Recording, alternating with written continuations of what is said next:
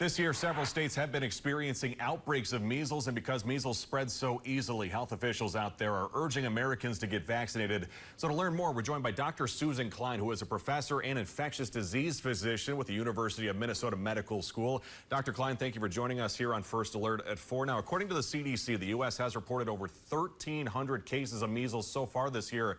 It sounds like it's the most in more than 30 years. So why do you think we're seeing such a strong comeback, despite measles actually once being declared eliminated here in the U.S. back in 2000?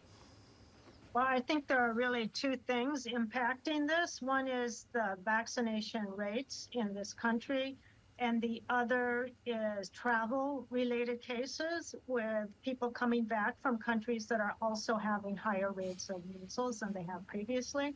And I do think it's because vaccination levels have dropped off, and so we are not seeing the same high levels of vaccine immunity, or what we call herd immunity.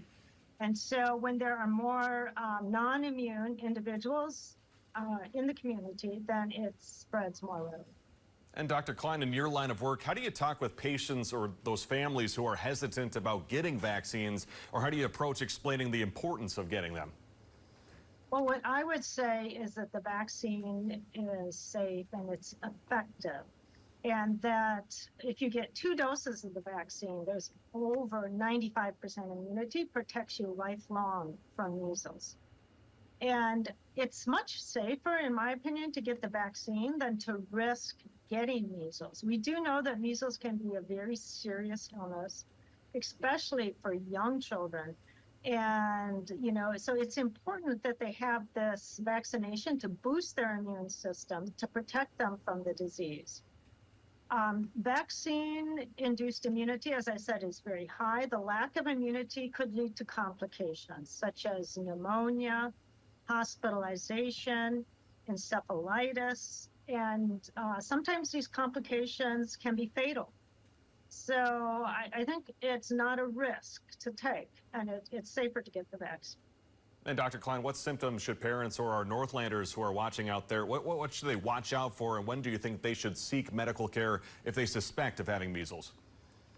Well, the things that we would watch for would be fever, cough, runny nose, and conjunctivitis, which is pink eye. And those symptoms may develop before the rash.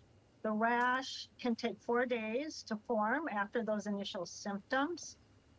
And if those are developing or even early on in the illness before the rash, I would recommend they seek medical care, especially if they know they've been exposed to somebody with measles. That puts them in a high-risk situation for acquiring measles, because measles is very contagious, especially for non-immune people. Dr. Susan Kline with the University of Minnesota Medical School. Dr. Kline, appreciate you sharing your time as well as your expertise with our viewers this afternoon. Okay, thanks for having me.